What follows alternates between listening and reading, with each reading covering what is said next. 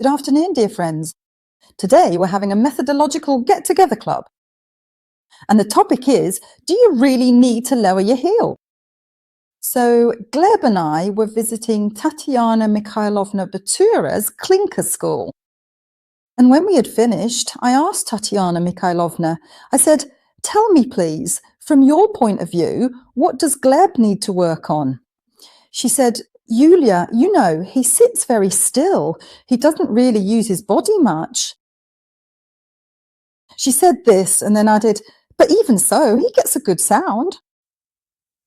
I said, excuse me, but if he gets a good sound, why does he need to use his body? I'd understand using the body if the sound wasn't there. Again, my colleague came to my house and started pestering Gleb about the same thing, saying he was lifting his right heel or something. I said, well, does it somehow interfere with his playing? Is he not quite reaching the climax or something?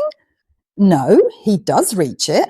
I said, well, if he does reach it, then why bother with the heel? Because, the Americans have a wonderful saying, if it works, don't touch it. Why touch something that works, right? Yes. Perhaps for a performance, you should wear a waistcoat or a jacket, just so it's not so noticeable. But overall, even Vladimir Horowitz, I'll definitely leave a link to one of his recordings in the description. He also sat at the instrument absolutely motionless. Did that somehow stop him from playing? Then again, it's generally believed that pianists shouldn't raise their little finger. But Horowitz played his whole life with his little finger sticking out and with such flat fingers.